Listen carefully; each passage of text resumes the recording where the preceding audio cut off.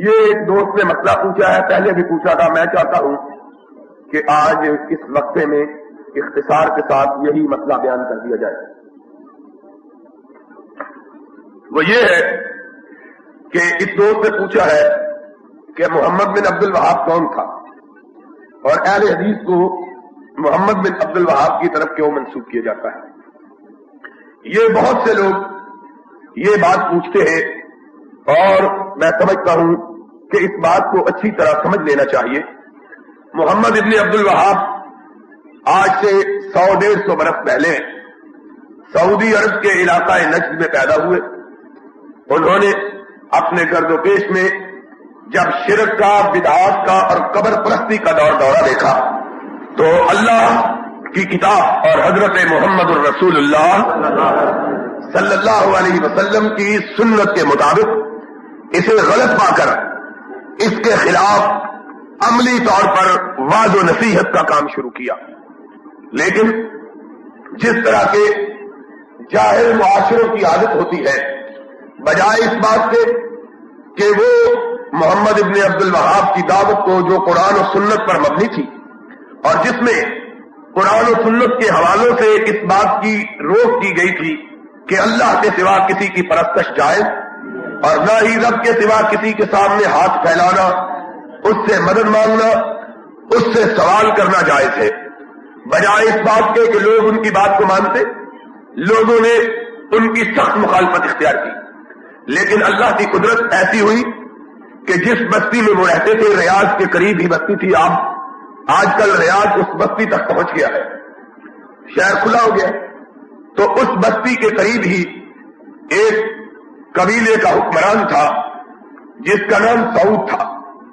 اس کو اللہ نے ہدایت عطا کی اور اس نے جناب شیخ کی دعوت کو قبول کر لیا. چنانچہ شیخ نے اس کے ساتھ مل کر دعوت و تبلیغ کا کام شروع کیا اور اسے کہا کہ کوئی بھی دعوت اس وقت تک کامیاب نہیں ہوتی جب تک کہ اسے قوت اور طاقت حاصل نہ ہو. اللہ کا شکر ہے کہ تجھ کو اللہ نے ہدایت عطا کی ہے اور تو توحید سے آشنا ہو گیا ہے. اگر تو میری مدد و معاونت کرے تو وہ لوگ جو میری دعوت اور تبلیغ میں رکاوٹ ڈالتے ہیں میں ان تک بھی اپنا آوازہ پہنچاؤں، اور اسی طرح جس طرح کہ حضرت محمد الرسول اللہ صلی اللہ علیہ وسلم نے سادہ اور صاف توحید کی کائنات کو دعوت دی تھی، اسی تک میں سارے قبیلوں اور سارے ملک عرب میں اس دعوت کو عام کروں. چنانچہ اس قبیلے کے حکمران نے جناب شیخ کی مدد و معاونت کی اور نتیجہ ہوا کہ پورے نجد میں یہی مسلک اور مذہب عام ہو گیا. لوگ شرک، بدعات اور قبر پرستی سے باز آ گئے اور اللہ کی توحید سے انہوں نے تعلق پیدا کر لیا. اس کے بعد پھر اس قبیلے کو شکست ہوئی اور بڑی مدتوں کے بعد لڑائی ہوئی. اس قبیلے کو شکست ہوئی، ترکوں نے اسے شکست دی اور یہ قبیلہ جلا وطن ہو کے پھر کویت میں چلا گیا. لیکن اپنے ملک کے حصول کی جدوجہد میں لگا رہا. آخر آج سے کوئی تقریباً 55 سال پہلے، 70 سال پہلے موجودہ بادشاہ کے والد عبدالعزیز نے دوبارہ نئے سرے سے نجد و حجاز کو فتح کیا، ترکوں کو وہاں سے نکال مار بگایا اور اسی دعوت پر مبنی نظام کو پورے سعودی عرب میں نافذ کر دیا. یہ مختصر سی کیفیت ہے محمد ابن عبد الوہاب، ان کی دعوت اور ان کی کامیابی کی. جہاں تک اہل حدیث کا تعلق ہے کہ انہیں محمد ابن عبد الوہاب کی طرف کیوں منسوب کرتے ہیں، ہم سمجھتے ہیں کہ ہمیں کوئی بھی محمد ابن عبد الوہاب کی طرف منسوب نہیں کرتا. جہاں تک یہ بات ہے کہ انہیں وہابی کہا جاتا ہے، شاید یہ محمد ابن عبد الوہاب کی طرف نسبت ہو. جہاں تک محمد ابن عبد الوہاب کا تعلق ہے، ان کا نام محمد تھا اور وہ عبد الوہاب کے بیٹے تھے. نہ ان کا نام وہاب تھا نہ ان کے باپ کا نام وہاب تھا. وہاب تو اللہ کا نام ہے. اور انگریز نے اس ملک میں اہل حدیث کی تاریخ کو بدنام کرنے کے لیے ان کے خلاف جھوٹا پراپیگنڈا کیا اور یہ کہا گیا کہ یہ وہابی ہے. ایک قسم کا گالی کے طور پر یہ نام استعمال کیا گیا. بعد میں دوسرے مسلک کے لوگوں نے جب یہ دیکھا کہ یہ دعوت کتاب و سنت پر مبنی اور سادہ اور عام فہم ہے اور پھیلتی جا رہی ہے، تو انہوں نے اس کو محمد ابن عبد الوہاب کی طرف منسوخ کیا. حالانکہ صاف اور ظاہر بات یہ ہے کہ اہل حدیث اگر امام ابو حنیفہ رحمت اللہ علیہ، امام مالک رحمت اللہ علیہ، امام احمد ابن حنبل رحمت اللہ علیہ اور امام شافعی رحمت اللہ علیہ میں سے کسی کی تقلید نہیں کرتے تو محمد ابن عبد الوہاب کی تقلید کیسے ہو سکتی ہے؟ یہ الگ بات ہے کہ جہاں بھی کتاب و سنت کی بات ہوگی وہ اہل حدیث کی بات ہے. اس لحاظ سے محمد ابن عبد الوہاب کی دعوت میں اور اہل حدیث کی دعوت میں قدر مشترک ہے کہ دونوں دعوتیں کتاب و سنت پر مبنی ہے، اور دونوں دعوتوں کا مدار یہ ہے کہ اللہ کے ساتھ کسی کو شریک ٹھہرانا جائز ہے اور نہ ہی غیر اللہ سے کسی قسم کی مدد و معاونت مانگنا جائز. یہ ہے اصل میں خلاصہ. باقی ہمارا یہ ایمان ہے اور تاریخ اس بات کو بتلاتی ہے کہ یہ محمد ابن عبد الوہاب تو 150-200 سال پہلے ہوئے. اہل حدیث کا مقصد تب سے چلا آ رہا ہے جب سے اس کائنات میں محمد الرسول اللہ صلی اللہ علیہ وسلم نے اپنی دعوت کا آغاز کیا تھا. توجہ کے ساتھ میری بات کو سنو. یہ بات صرف خالی خولی دعوے پر مبنی نہیں ہے، اس لیے کہ ہر آدمی یہی کہتا ہے کہ میرا پیغام، میری دعوت، میرا مطلب وہی ہے جو نبی پاک کا تھا. لیکن اب یہ سوال ایک دوست نے پوچھ لیا ہے تو یہ مسئلہ اچھی طرح آج سمجھ کے جانا. جتنے دنیا کے مسلک ہیں ان میں سے کوئی بھی یہ دعویٰ نہیں کر سکتا کہ اس کا مقصد بالکل وہی ہے جو محمد الرسول اللہ صلی اللہ علیہ وسلم نے عطا کیا تھا. اس لیے کہ لوگوں نے نبی پاک کے درمیان اور اپنے درمیان کئی دیواریں کھڑی کر دی ہیں.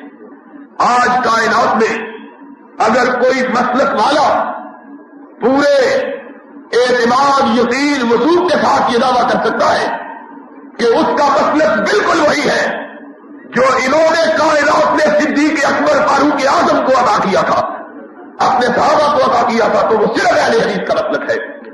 اس لیے کہ اس پورے مسلک میں ان کے درمیان اور نبی کے درمیان کوئی دیوار حائل نہیں. آپ آج یہ 11واں دن ہے، 11واں دن ہے کہ نہیں؟ پھر 11ویں ثابت ہو گئی ہے. اسی طرح ثابت کرتے ہیں نا. تو یہ 11واں دن ہے. آج 11 دن کے اندر آپ حضرات گواہ ہیں کہ ہم نے کبھی ایک دفعہ بھی کسی کا نام یہ کہ یہ نہیں کہا کہ وہ کہتا ہے اس لیے بات مانو. بتلاؤ کبھی کہا ہے؟ بولو. کبھی کہا ہے کہ ہم یہ مانتے اس لیے مانو کہ فلاں نے کہا ہے؟ جب بھی کہا ہے صرف یہ کہا ہے کہ رب نے اپنے قرآن میں یہ کہا ہے، محمد نے اپنے فرمان میں یہ کہا ہے صلی اللہ علیہ وسلم. اس لیے یہ خالص دعوت ہے قرآن کی اور نبی کے فرمان کی، اور اس دعوت میں کوئی ملاوٹ نہیں ہے. دنیا کے جتنے مسلک ہیں اور دنیا کے جتنے لوگ ہیں، کوئی کہتا ہے ہمارے امام نے یہ کہا ہے، کوئی کہتا ہے ہمارے بزرگ نے یہ کہا ہے، کوئی کہتا ہے ہمارے بڑے نے یہ کہا ہے، کوئی کہتا ہے ہمارے فلاں نے یہ کہا ہے. اہل حدیث صرف یہ کہتے ہیں ہمارے رب نے یہ کہا ہے، ہمارے آقا محمد نے یہ کہا ہے صلی اللہ علیہ وسلم. اور یہی دعوت ہے جو محمد الرسول اللہ صلی اللہ علیہ وسلم کی دعوت ہے. اس لیے کہ نبی یہ کائنات صلی اللہ علیہ وسلم نے کبھی یہ نہیں کہا تھا فلاں بزرگ نے یہ کہا، حضور فرماتے تھے میرے رب نے یہ کہا ہے، میں نے یہ کہا. یہی دعوت آپ نے صحابہ کو دی، اور آج اسی دعوت کے وارث اللہ کے فضل و کرم سے اہل حدیث ہے. آپ کو مبارک ہو کہ اللہ رب العزت نے آپ کو اتنا کھڑا مسلک عطا کیا ہے کہ پوری کائنات کے اندر اس سے کھڑا مسلک کوئی دوسرا موجود، ہر مسلک میں کھوٹ ہے. اس لیے یہ بات پلے سے باندھ لو. اب دوست نے پوچھ لیا ہے تو بات مکمل ہو جائے کہ نہیں؟ آج یہ بات پلے سے باندھ لو کہ دودھ خالص اس کو کہتے ہیں جو بھینس کے تھنوں سے نکل کر آیا، اس کو خالص دودھ صلی اللہ آؤ. دنیا والو آج کہاں بٹکے پھرتے ہو؟ کوئی کسی طرح بلاتا ہے. صرف دنیا میں اہل حدیث کا مطلب کہتا ہے جو دنیا والوں کو کسی کی طرف نہیں بلاتا ہے تو یا رسول اللہ کی طرف بلاتا ہے یا رسول کے نام کی طرف بلاتا ہے صلی اللہ علیہ وسلم. تو اس لیے ہماری نسبت اگر ہے تو یا اللہ کی طرف ہے یا اللہ کے رسول کی طرف. اب سوال یہ پیدا ہوتا ہے کہ ہم اپنے آپ کو اہل حدیث کیوں کہلاتے ہیں؟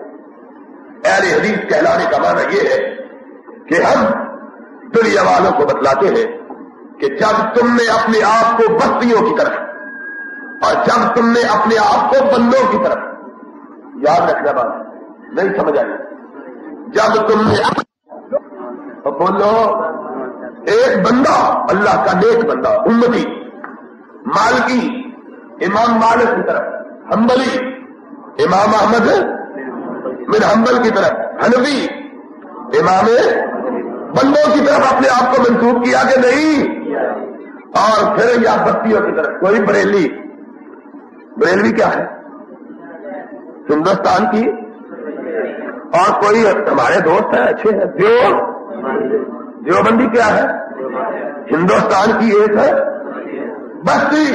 اور اہل حدیث نے کہا تم نے اپنے آپ کو بستیوں کی طرف منسوب کیا, بندوں کی طرف منسوب کیا, اور ہم نے اس وقت کہا کہ یہ حدیث بادہ یؤمنون اللہ نزل احسن الحدیث. حدیث کا لفظ جو ہے یا قرآن کے لیے آیا ہے یا محمد کے فرمان کے لیے آیا ہے.